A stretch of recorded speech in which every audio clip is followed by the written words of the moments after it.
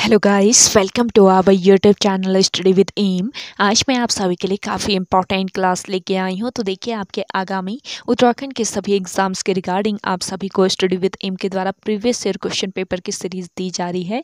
इस सीरीज़ में हम यूकेपीएससी एंड यूके द्वारा कंडक्ट कराए गए पेपर को सॉल्व करते हैं ताकि आपके आगामी एग्जाम में आप सभी को हेल्प मिल सके। आज हम महाधिवक्ता कार्यालय में जो समीक्षा अधिकारी की वैकेंसी निकली थी उसका पेपर समीक्षा अधिकारी का पेपर हम आज डिस्कस करेंगे।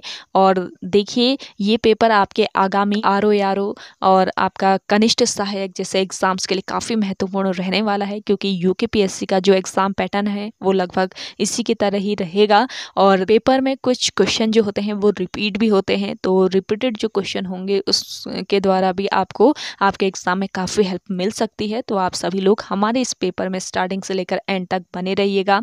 चलिए, आज के इस पेपर को हम सॉल्व कर लेते हैं, स्टार्ट करते हैं। स्टार्ट करने से पहले आप लोगों से एक छोटा सा रिक्वेस्ट है, जिन लोगों ने अभी भी हमारी YouTube channel study with M को सब्सक्राइब नहीं किया है वो सब्सक्राइब कर लें। साथ ही साथ बगल में जो बेल आइकन दिख रहा है इसे भी प्रेस कर लें, ताकि हम कोई भी वीडियो डालते हैं तो उसका नोटिफिकेशन आपके पास तुरंत पहुंच जाए।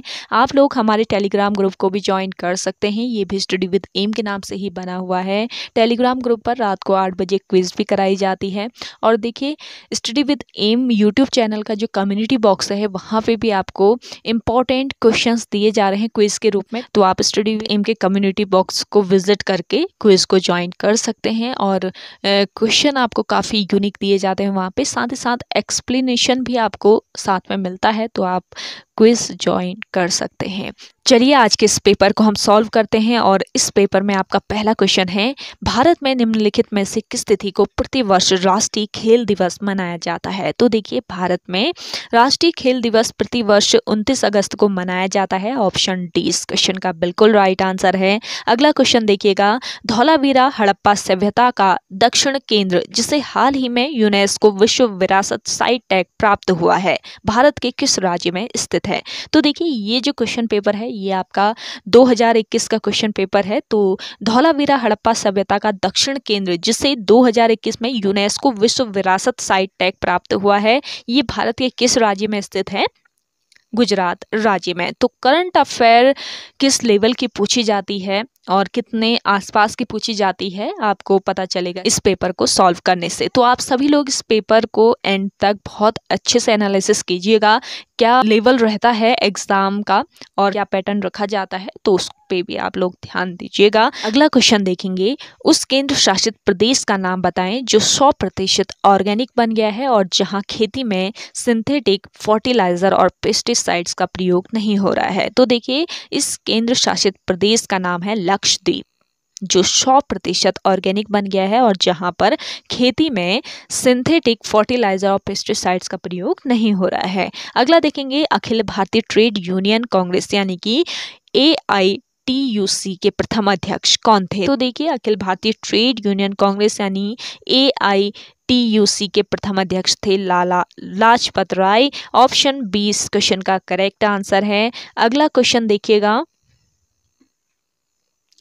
Overdraft saving the Indian saver के लेखक कौन है? तो देखिए, overdraft saving the Indian saver इसके लेखक बताने हैं, तो इस पुस्तक के लेखक हैं उर्जित पटेल। अगला क्वेश्चन है आपका, भारत में कौन सी सेज सिटी पहली हरित सेज बनी है? तो देखिए, करेक्ट आंसर है इस क्वेश्चन का कांडला। अगला क्वेश्चन है, टोक्यो ओलंपिक में भारत ने कितने कांस्य पदक जीते?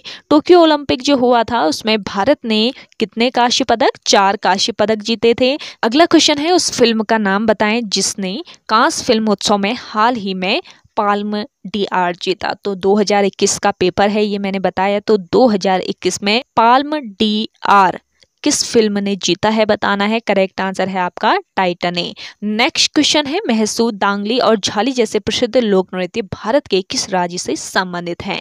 महसूद, दांगली और झाली जैसे प्रसिद्ध लोक नृत्य हिमाचल प्रदेश राज्य से संबंधित हैं। ऑप्शन सी यहाँ पे आपका करेक्ट आंसर हो जाएगा। अगला क्वेश्चन देखेंगे, नीरज चोपड़ा ने टोक्यो ओलंपिक में किस इवेंट में भारत का एकमात्र स्वर्ण पदक जीता?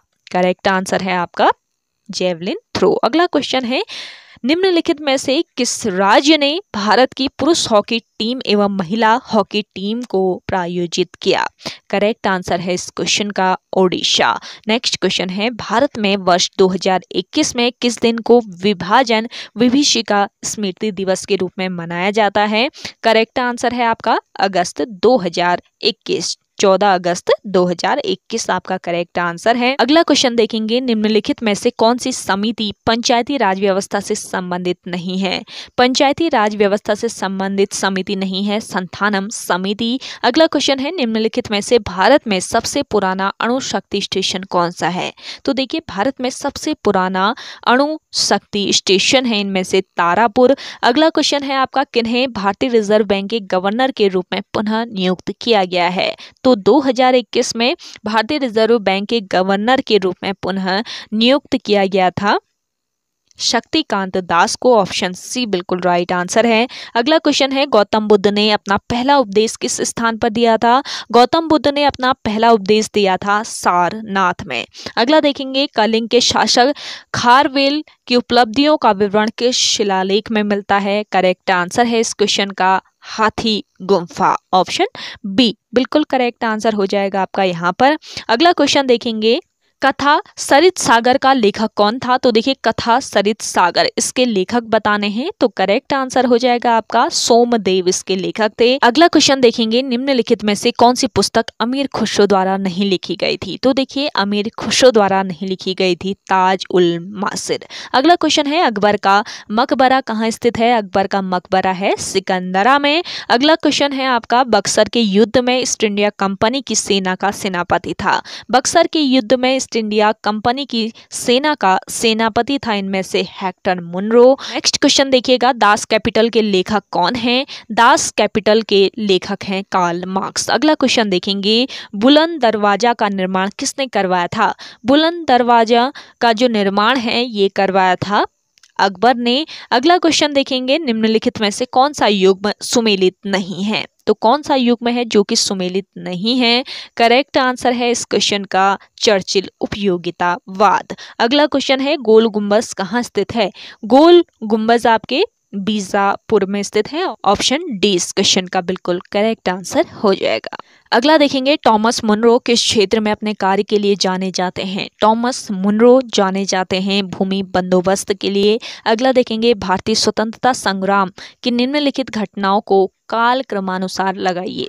तो देखिए, इन घटनाओं को अगर हम काल क्रमानुसार व्यवस्थित करते हैं तो पहले हो जाएगा आपका क्रिप्स शिष्टमंडल, फिर आएगा आपका वेवल योजना, फिर वेवल योजना आई थी, इसके बाद आ जाएगा आपका मंत्रिमंडलीय शिष्टमंडल, और आपके चौथे नंबर पर आएगा अंतरिम सरकार का गठन, फिर अंतरिम सरकार का गठन हुआ था। तो इस हिसाब से करेक्ट आंसर हो जाएगा आपका ऑप्शन डी। अगला क्वेश्चन देखेंगे, बास्तिल का पतन किस देश की क्रांति से संबंधित है? बास्तिल का जो पतन है ये संबंधित है फ्रांस की क्रांति से। अगला क्वेश्चन देखेंगे, इंग्लैंड में रक्तहीन क्रांति अथवा गौरवमयी क्रांति किस वर्ष हुई थी? इंग्लैंड में रक्तहीन क्रांति अथवा गौरवमयी क्रांति हुई थी आपके 1688 में। ऑप्शन सी बिल्कुल करेक्ट आंसर हो जाएगा। नेक्स्ट क्वेश्चन देखेंगे, निम्नलिखित में से किसने इटली के एकीकरण में योगदान नहीं दिया? तो देखिए, इटली के एकीकरण में योगदान नहीं दिया था मेटरनिख ने, यानी कि ऑप्शन ए बिल्कुल करेक्ट आंसर हो जाएगा। नेक्स्ट क्वेश्चन है, रोमनोव वंश का संबंध किस देश से है? तो देखिए, रोमनोव वंश का संबंध है रूस से। अगला क्वेश्चन है, प्रथम विश्व युद्ध के पश्चात शांति सम्मेलन किस स्थान पर हुआ था? प्रथम विश्व युद्ध के पश्चात शांति सम्मेलन हुआ था पेरिस में। ऑप्शन बी बिल्कुल राइट आंसर है। अगला देखेंगे, वाटरलू का युद्ध किस वर्ष हुआ था? वाटरलू का जो युद्ध हुआ था ये आपके वर्ष 1815 में हुआ था। अगला क्वेश्चन है आपका, नादिर शाह ने भारत पर किस वर्ष आक्रमण किया था? नादिर शाह का भारत पर आक्रमण हुआ था 1739 में। नेक्स्ट क्वेश्चन है, निम्नलिखित में से कौन सकलोत्तरा पथनाथ के नाम से जाना जाता है? तो देखिए, सकलोत्तरा पथनाथ के नाम से इनमें से जाने जाते हैं कौन? हर्षवर्धन, यानी कि ऑप्शन बी बिल्कुल राइट आंसर है। अगला देखेंगे, गौतमी पुत्र सातकर्णी किस वंश से संबंधित था? गौतमी पुत्र सातकर्णी ये संबंधित था सातवाहन वंश से। अगला क्वेश्चन है, निम्नलिखित में से कौन सा युग्म सुमेलित नहीं है? इनमें से सुमेलित युग्म आपका नहीं है भीतरी अभिलेख, पुलकेशिन द्वितीय। अगला क्वेश्चन देखेंगे, किसकी हत्या करके पुष्यमित्र शुंग ने शुंग वंश की स्थापना की थी? तो देखिए किसकी हत्या करके, व्रतरथ की हत्या करके पुष्यमित्र शुंग जो है इसने शुंग वंश की स्थापना की थी। अगला देखेंगे, निम्नलिखित में से कौन सा युग्म सुमेलित है? तो इनमें से सुमेलित युग्म है आपका चंदावर का युद्ध 1194। अगला क्वेश्चन है, फेजेंडा जाना जाता है, फेजेंडा जाना जाता है कौवे के बागान के रूप में।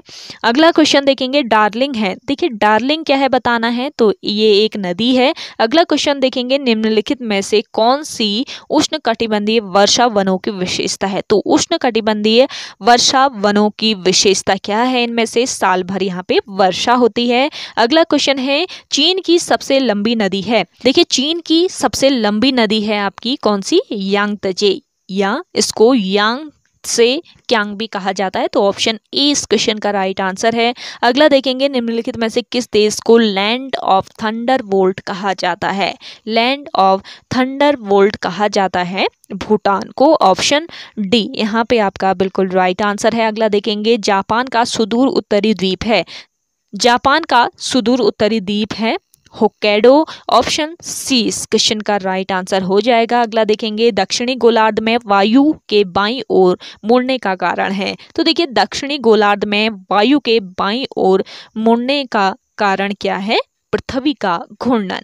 अगला क्वेश्चन देखेंगे, पृथ्वी का निकटतम ग्रह है, देखिए पृथ्वी का सबसे निकटतम ग्रह है आपका शुक्र, यानी कि ऑप्शन ए यहाँ पे करेक्ट आंसर हो जाएगा। नेक्स्ट क्वेश्चन देखेंगे, एशिया महाद्वीप से बाहर विश्व में सर्वोच्च पर्वत शिखर है, एशिया महाद्वीप से बाहर विश्व में सर्वोच्च पर्वत शिखर बताना है, करेक्ट आंसर हो जाएगा माउंट एकोनकागुआ। अगला देखेंगे, विश्व में सर्वोच्च जलप्रपात है, विश्व में सर्वोच्च जलप्रपात है आपका एंजेल प्रपात।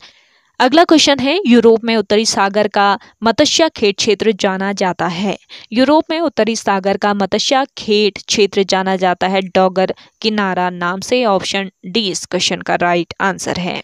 आप सभी को आज का ये सेशन पसंद आ रहा है तो जल्दी से आप सभी लोग लाइक कर लें। जिन लोगों ने अभी भी हमारे YouTube channel study with M को सब्सक्राइब नहीं किया है वो सब्सक्राइब कर लीजिए, क्योंकि आपके आने वाले एग्जाम के रिगार्डिंग यहाँ पे काफ़ी इंपॉर्टेंट क्लासेस दी जा रही हैं। साथ ही साथ आप सभी को यहाँ पे प्रीवियस ईयर क्वेश्चन पेपर की सीरीज़ दी जा रही है ताकि आपको आपके आगामी एग्जाम में काफ़ी हेल्प मिल सके। तो आप सभी लोग सब्सक्राइब कर लीजिए अगर आप लोगों ने चैनल को सब्सक्राइब नहीं किया है, और साथ ही साथ बेल आइकॉन प्रेस कर लीजिए ताकि हम कोई भी इम्पॉर्टेंट वीडियो प्रोवाइड करते हैं आप सभी को तो आपको उसका लिंक तुरंत मिल जाए। साथ ही साथ आप सभी लोग इस सेशन को शेयर जरूर कीजिएगा ताकि ज़्यादा से ज़्यादा लोग इस पेपर का लाभ उठा सकें। चलिए इस पेपर का नेक्स्ट क्वेश्चन देख लेते हैं। नेक्स्ट है आपका, सांभर झील स्थित है, सांभर जो झील है ये आपके राजस्थान में स्थित है, ऑप्शन ए बिल्कुल करेक्ट आंसर है। अगला देखेंगे, गांधी सागर बांध हिस्सा है, गांधी सागर बांध हिस्सा है चंबल परियोजना का, यानी कि ऑप्शन सी इस क्वेश्चन का राइट आंसर हो जाएगा। अगला देखेंगे, निम्नलिखित में से कौन सी मिट्टी सबसे अधिक उपजाऊ है? सबसे अधिक उपजाऊ मिट्टी है जलोढ़ मिट्टी, ऑप्शन बी इस क्वेश्चन का राइट आंसर है। अगला देखेंगे, क्षेत्रफल की दृष्टि से भारत का सबसे छोटा केंद्र शासित राज्य है, क्षेत्रफल की दृष्टि से भारत का सबसे छोटा केंद्र शासित राज्य है इनमें से लक्षद्वीप। अगला क्वेश्चन देखेंगे, भारत की पहली बुलेट ट्रेन परियोजना निर्माणाधीन है, तो देखिए भारत की पहली बुलेट ट्रेन परियोजना निर्माणाधीन है कहाँ पर? मुंबई व अहमदाबाद यानी साबरमती के बीच, ऑप्शन ए बिल्कुल राइट आंसर हो जाएगा। अगला क्वेश्चन देखेंगे, भारत में निम्नलिखित में से कौन सी प्राचीनतम पर्वत श्रृंखला है? तो भारत में प्राचीनतम पर्वत श्रृंखला है अरावली। नेक्स्ट क्वेश्चन देखेंगे, निम्नलिखित में से कौन सी तेल यानी पेट्रोलियम शोधनशाला नहीं है?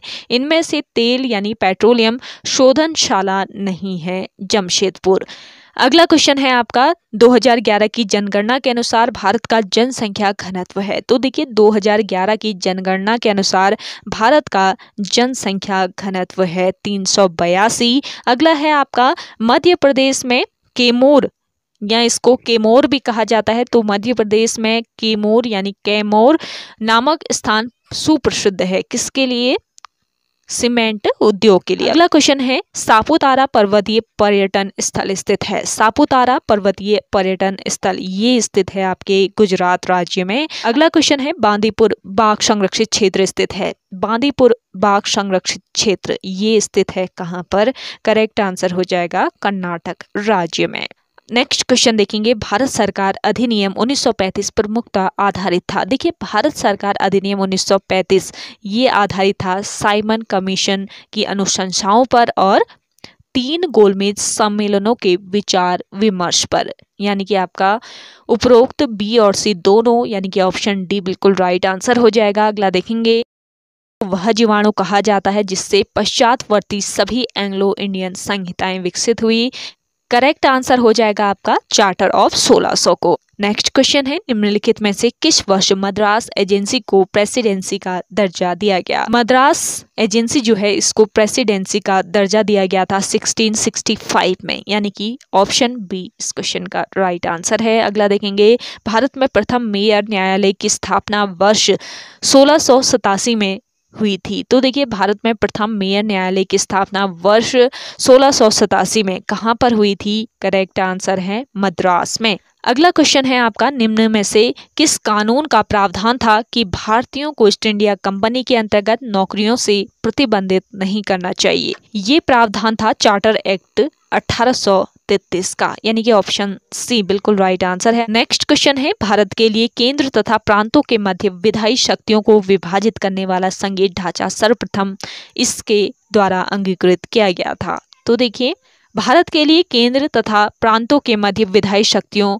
को विभाजित करने वाला संघीय ढांचा सर्वप्रथम भारत सरकार अधिनियम 1935 द्वारा अंगीकृत किया गया। ऑप्शन सी इस क्वेश्चन का करेक्ट आंसर है। अगला क्वेश्चन देखेंगे, पृथक निर्वाचक मंडलों की व्यवस्था को भारत में प्रथम बार लागू किया गया था। पृथक निर्वाचक मंडलों की व्यवस्था को भारत में प्रथम बार लागू किया गया था वर्ष 1909 के अधिनियम द्वारा, यानी कि ऑप्शन डी बिल्कुल राइट आंसर यहाँ पे आपका हो जाएगा। अगला क्वेश्चन है आपका, वर्ष 1945 की वावेल योजना का घोषित उद्देश्य था। करेक्ट आंसर है भारत के सभी प्रमुख समुदायों को प्रतिनिधित्व देना। ऑप्शन सी बिल्कुल करेक्ट आंसर है। अगला देखेंगे, 1 अगस्त 1672 की घोषणा ने पूर्णतया खत्म कर दिया। तो देखिए, 1 अगस्त 1672 की घोषणा ने पूर्णतः खत्म कर दिया किसे? करेक्ट आंसर है आपका पुर्तगीज विधियों को, यानी कि ऑप्शन डी बिल्कुल राइट आंसर हो जाएगा। अगला क्वेश्चन है, मुगल बादशाह शाह आलम ने बंगाल, बिहार और उड़ीसा का दीवानी अधिकार ईस्ट इंडिया कंपनी को सालाना नियमित रुपयों के बदले में दिया था। तो करेक्ट आंसर है इस क्वेश्चन का 26 लाख में। ऑप्शन सी इस क्वेश्चन का करेक्ट आंसर है। अगला देखेंगे, लॉर्ड कॉर्नवालिस की किस न्यायिक योजना के अंतर्गत कोर्ट ऑफ सर्किट स्थापित की गई थी?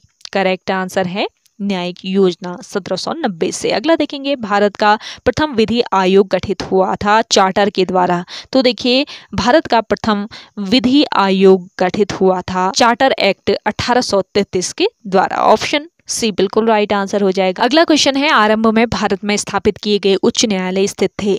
आरंभ में भारत में स्थापित किए गए उच्च न्यायालय मद्रास, बम्बई एवं कलकत्ता में स्थित थे। ऑप्शन सी बिल्कुल राइट आंसर है। अगला देखेंगे, भारतीय प्रथम विधि आयोग का अध्यक्ष कौन था? भारतीय प्रथम विधि आयोग का अध्यक्ष था इनमें से टी.बी. मैकाले। ऑप्शन बी इस क्वेश्चन का राइट आंसर है। अगला क्वेश्चन है, भारत का द्वितीय विधि आयोग किस अधिनियम के तहत नियुक्त किया गया था? भारत का द्वितीय विधि आयोग अधिनियम 1853 के तहत नियुक्त किया गया था। ऑप्शन डी बिल्कुल राइट आंसर है।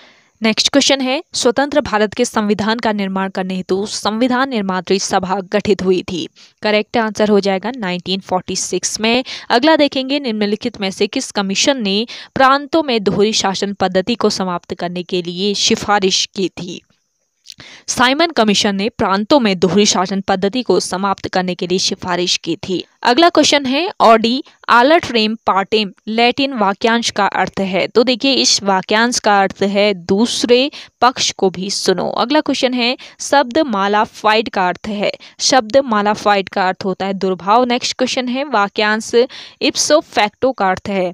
इप्सो फैक्टो का अर्थ होता है स्वयं में ही। अगला क्वेश्चन देखेंगे भारत का संविधान सर्वप्रथम संशोधित किया गया था। भारत का संविधान सबसे पहले वर्ष 1951 में संशोधित किया गया, यानी कि ऑप्शन बी बिल्कुल राइट आंसर है। अगला क्वेश्चन देखेंगे हेबियस कॉर्पस का शाब्दिक अर्थ है। हेबियस कॉर्पस का शाब्दिक अर्थ होता है व्यक्ति को सशरीर प्रस्तुत करना। अगला क्वेश्चन है सतत विकास संकल्पना है।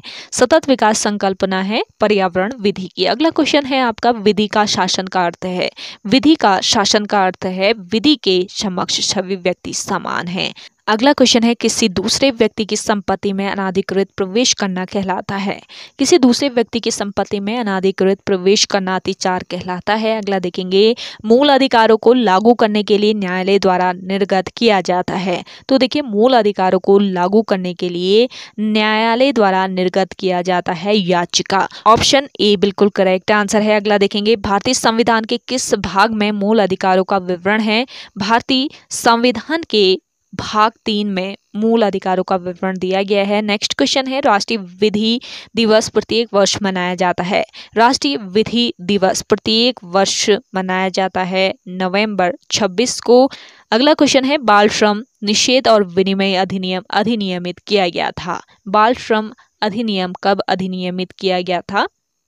1986 में। अगला क्वेश्चन है किसी न्यायालय के निर्णय आदेश आदि की अवज्ञा कहलाता है। किसी न्यायालय के निर्णय आदेश आदि की अवज्ञा कहलाता है न्यायालय की अवमानना। अगला क्वेश्चन है वाराही मंदिर में लगने वाला देवीधुरा मेला लगता है। तो देखिए वाराही मंदिर में लगने वाला देवीधुरा मेला रक्षाबंधन के दिन लगता है। ऑप्शन ए इस क्वेश्चन का करेक्ट आंसर है। अगर आप लोगों ने सेशन को अभी भी शेयर नहीं किया है, जल्दी से आप लोग सेशन को शेयर कर दीजिए। और उत्तराखंड का क्या लेवल रखा जाता है आयोग के द्वारा वो भी आप देखिएगा इस पेपर को सॉल्व करके। तो देखिए नेक्स्ट क्वेश्चन देख लेते हैं। वीरचंद सिंह गढ़वाली प्रसिद्ध हैं पेशावर कांड के लिए। यह कांड किस वर्ष घटित हुआ था? तो देखिए पेशावर कांड आपका घटित हुआ था वर्ष 1930 में। ऑप्शन 20 क्वेश्चन का करेक्ट आंसर है। अगला देखेंगे उत्तराखंड में औसत जोत का आकार हेक्टेयर में है। उत्तराखंड में औसत जोत का आकार 0.89 हेक्टेयर है, यानी कि ऑप्शन डी इस क्वेश्चन का राइट आंसर है। अगला देखेंगे भारत की जनगणना 2011 के अनुसार उत्तराखंड के किन जिलों में नकारात्मक यानी ऋणात्मक जनसंख्या वृद्धि रही है?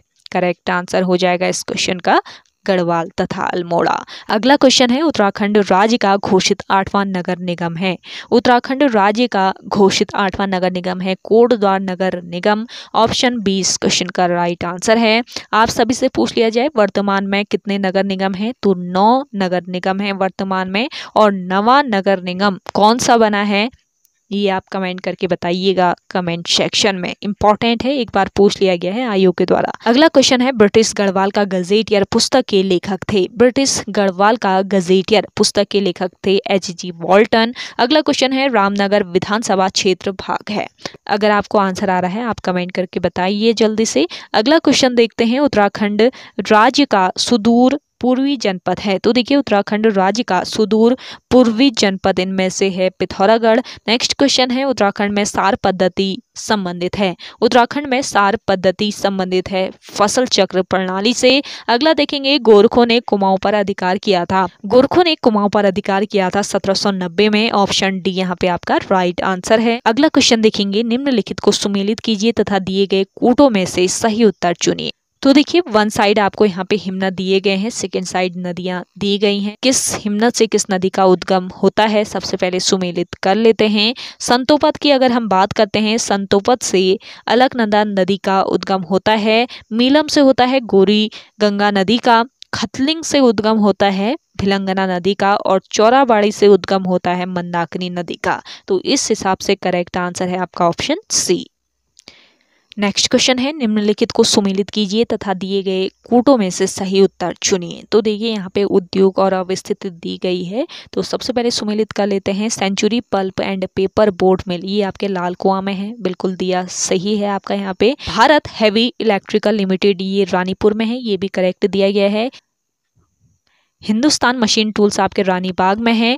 भारत इलेक्ट्रॉनिक्स लिमिटेड कोटद्वार में है। तो देखिए सुमेलित तो आपको यहाँ पे सही दिए गए हैं, तो इस हिसाब से आपका करेक्ट आंसर हो जाएगा ऑप्शन डी। ऑप्शन डी इस क्वेश्चन का करेक्ट आंसर है। अगला देखेंगे, देहरादून में सर्वे ऑफ इंडिया यानी भारतीय सर्वेक्षण विभाग की स्थापना हुई थी। तो देखिए देहरादून में स्थित है भारतीय सर्वेक्षण विभाग और इसकी स्थापना की गई थी 1788 में। अगला क्वेश्चन है, उत्तराखंड में असिंचित उपजाऊ भूमि कहलाती है। उत्तराखंड में असिंचित उपजाऊ भूमि उपराऊ दोयम कहलाती है। ऑप्शन बी इस क्वेश्चन का राइट आंसर हो जाएगा। अगला देखेंगे, उत्तराखंड राज्य के कितने जिलों की सीमा अंतर्राष्ट्रीय सीमा से मिलती है। उत्तराखंड राज्य के 5 जिलों की सीमा मिलती है अंतर्राष्ट्रीय सीमा से। अगला देखेंगे, उत्तराखंड में कोटद्वार, रामनगर, टनकपुर, पेटी या पट्टी में कौन सी जलवायु दशाएं विद्यमान हैं। तो देखिए कोटद्वार, रामनगर, टनकपुर, पट्टी जो है यहाँ पर उपोष्ण जलवायु दशाएं विद्यमान हैं। अगला देखेंगे, निम्नलिखित में से क्षेत्रफल के अनुसार उत्तराखंड में जनपदों का सही आरोही क्रम क्या है। क्षेत्रफल के अनुसार उत्तराखंड में जनपदों का सही आरोही क्रम हो जाएगा आपका चंपावत, रुद्रप्रयाग और बागेश्वर, यानी कि ऑप्शन डी इस क्वेश्चन का राइट आंसर हो जाएगा। अगला क्वेश्चन देखेंगे, टिहरी रियासत नरेश भवानी शाह द्वारा जंगलों के कटान का ठेका किस अधिकारी को दिया गया था। करेक्ट आंसर है इस क्वेश्चन का विल्सन को। अगला देखेंगे, कत्यूरी शासकों यानी नरेशों की राजधानी थी। तो देखिए कत्यूरी जो नरेश थे इनकी राजधानी थी कार्तिकेयपुर में। अगला है आपका, टिहरी रियासत का भारतीय संघ में विलय का वर्ष है। टिहरी रियासत का भारतीय संघ में विलीनीकरण कब हुआ था, 1949 में। अगला क्वेश्चन है, लघु हिमालय व शिवालिक श्रेणी के मध्य स्थित भ्रंश रेखा है। लघु हिमालय व शिवालिक श्रेणी के मध्य स्थित भ्रंश रेखा है मुख्य सीमा भ्रंश। ऑप्शन सी इस क्वेश्चन का राइट आंसर है। नेक्स्ट क्वेश्चन है, कुमाऊं में चंद्रवंश का प्रथम शासक कौन था। कुमाऊं में चंद्रवंश का प्रथम शासक था सोमचंद। अगला देखेंगे, गढ़वाल में पंवार वंश का संस्थापक कौन था। तो गढ़वाल में पंवार वंश का संस्थापक था कनकपाल। ऑप्शन सी इस क्वेश्चन का राइट आंसर है। अगला देखेंगे, वर्ष 2011 की भारतीय जनगणना अनुसार उत्तराखंड राज्य का जनसंख्या घनत्व था। तो 2011 की जनगणना के अनुसार उत्तराखंड राज्य का जनसंख्या घनत्व था 189। अगला है, अल्मोड़ा जनपद में झिरौली प्रसिद्ध है। अल्मोड़ा जनपद में स्थित है झिरौली, जो कि किस लिए प्रसिद्ध है, मैग्नेसाइट खनन के लिए। नेक्स्ट क्वेश्चन है, उत्तराखंड की सर्वाधिक प्राचीन ज्ञात जाति या नस्ल है, कौन सी है बतानी है। करेक्ट आंसर है कोल। अगला क्वेश्चन देखिएगा, उत्तराखंड विधानसभा के लिए मनोनीत सदस्य संबंधित होता है। उत्तराखंड विधानसभा के लिए मनोनीत सदस्य संबंधित होता है एंग्लो इंडियन समुदाय से। अगला है, उत्तर प्रदेश पुनर्गठन विधेयक लोकसभा में कब रखा गया था। उत्तर प्रदेश पुनर्गठन विधेयक ये लोकसभा में रखा गया था 1 अगस्त 2000 को। अगला क्वेश्चन है, उत्तराखंड राज्य की घोषणा के समय भारत के प्रधानमंत्री कौन थे। करेक्ट आंसर हो जाएगा अटल बिहारी वाजपेयी। नेक्स्ट क्वेश्चन है, उत्तराखंड के किस जनपद से बीज बचाओ आंदोलन की शुरुआत हुई थी। तो देखिए बीज बचाओ आंदोलन की जो शुरुआत है ये टिहरी गढ़वाल से हुई थी। अगला क्वेश्चन देखिएगा, किसने कहा था कि भारतीय संविधान वकीलों के लिए स्वर्ग है। तो देखिए यह कथन था किसका, ये कथन था आइवर जेनिंग्स का। ऑप्शन ए इस क्वेश्चन का बिल्कुल राइट आंसर हो जाएगा। अगला देखेंगे, संविधान सभा की मौलिक अधिकार उप समिति के अध्यक्ष कौन थे। संविधान सभा की मौलिक अधिकार उप समिति के अध्यक्ष थे इनमें से JB कृपलानी। अगला क्वेश्चन देखेंगे, राज्य के नीति निर्देशक सिद्धांतों को संविधान में शामिल करने का सुझाव किसने दिया था। राज्य के नीति निर्देशक सिद्धांतों को संविधान में शामिल करने का सुझाव दिया था BN राव ने। अगला है, भारत के प्रथम मुख्य चुनाव आयुक्त कौन थे। तो भारत के प्रथम मुख्य चुनाव आयुक्त थे इनमें से सुकुमार सेन। नेक्स्ट क्वेश्चन है, प्रधानमंत्री कार्यालय को विभाग का दर्जा किस वर्ष दिया गया। प्रधानमंत्री कार्यालय को विभाग का दर्जा दिया गया था 1961 में। अगला क्वेश्चन है समान नागरिक संहिता का उल्लेख संविधान के किस अनुच्छेद के अंतर्गत किया जाता है? समान नागरिक संहिता का उल्लेख किया जाता है किस अनुच्छेद के अंतर्गत? करेक्ट आंसर है आपका अनुच्छेद 44। अगला क्वेश्चन देखेंगे भारतीय संविधान के किस अनुच्छेद के अंतर्गत न्यायिक पुनरीक्षीकरण का प्रावधान किया गया है? तो करेक्ट आंसर है आपका अनुच्छेद 13 के अंतर्गत। अगला क्वेश्चन है ग्राम सभा का प्रावधान संविधान के किस अनुच्छेद के अंतर्गत किया गया है? ऑप्शन ए बिल्कुल राइट आंसर आपका हो जाएगा। अगला क्वेश्चन है प्रश्नकाल व संसद के सदन की कार्यवाही प्रारंभ होने के बीच के समय को क्या कहते हैं? प्रश्नकाल व संसद के सदन की कार्यवाही प्रारंभ होने के बीच के समय को कहा जाता है शून्यकाल। ऑप्शन 20 क्वेश्चन का राइट आंसर है। अगला है सर्वोच्च न्यायालय अंतर्जातीय जल विवाद के मामलों की सुनवाई भारतीय संविधान के किस अनुच्छेद के अंतर्गत करता है? तो करेक्ट आंसर हो जाएगा अनुच्छेद 262 के अंतर्गत। अगला क्वेश्चन देखेंगे लोक अदालतों को किस संवैधानिक संशोधन द्वारा वैधानिक मान्यता दी गई है? तो देखिए इंपॉर्टेंट क्वेश्चन है, करेक्ट आंसर हो जाएगा आपका 44वें संविधान संशोधन द्वारा। अगला क्वेश्चन है संविधान के किस अनुच्छेद के अंतर्गत राज्यपाल को राज्य मंत्रिमंडल से उनके विनिर्णयों की सूचना प्राप्त करने का अधिकार है? इस क्वेश्चन का करेक्ट आंसर है आपका अनुच्छेद 167। अगला देखेंगे अंतर्जातीय परिषद को 1990 में किस आयोग की सिफारिश के आधार पर स्थापित किया गया था? अंतर्जातीय परिषद जो है इसे 1990 में स्थापित किया गया था और किस आयोग की सिफारिश के आधार पर? सरकार या आयोग की सिफारिश के आधार पर। अगला क्वेश्चन है आपका निम्न में से कौन से अधिकार विदेशियों के लिए भारतीय संविधान में प्रदान किए गए हैं? तो देखिए करेक्ट आंसर हो जाएगा शोषण के विरुद्ध अधिकार, कानून के समक्ष समानता का अधिकार, जीवन एवं व्यक्तिगत स्वतंत्रता का अधिकार सभी दिए गए हैं। तो उपरोक्त सभी ऑप्शन डी बिल्कुल राइट आंसर है। अगला क्वेश्चन है संविधान के अनुसार राज्य विधानमंडल के उच्च सदन को कौन स्थापित अथवा निरस्त कर सकता है? करेक्ट आंसर हो जाएगा भारतीय संसद। अगला क्वेश्चन देखेंगे निम्न में से भारतीय संविधान का कौन सा अनुच्छेद भारत के राष्ट्रपति पर लगाए जाने वाले महाभियोग प्रक्रिया से संबंधित है? तो देखिए भारतीय संविधान का अनुच्छेद 61 जो है ये भारत के राष्ट्रपति पर लगाए जाने वाले महाभियोग प्रक्रिया से संबंधित है। ऑप्शन सी इस क्वेश्चन का राइट आंसर हो जाएगा। अगला देखेंगे भारतीय संविधान का अनुच्छेद 280 किस विषय से संबंधित है? भारतीय संविधान का अनुच्छेद 280 ये संबंधित है वित्त आयोग से। अगला है आपका निम्न में से भारतीय संविधान की कौन सी अनुसूची दल बदल विरोधी अधिनियम के प्रावधानों से संबंधित है? करेक्ट आंसर है 10वीं अनुसूची। नेक्स्ट देखेंगे भारत की संचित निधि का संरक्षक कौन है? भारत की संचित निधि का संरक्षक है इनमें से कौन?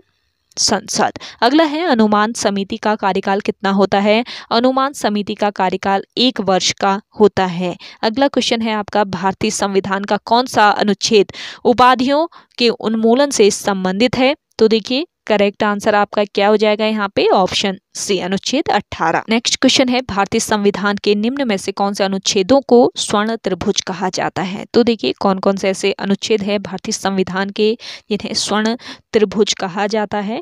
तो ये अनुच्छेद है अनुच्छेद 14, 19 और 21। ऑप्शन सी यहाँ पे आपका राइट आंसर है। अगला देखेंगे निम्न में से कौन सिंगल यूजर ऑपरेटिंग सिस्टम है?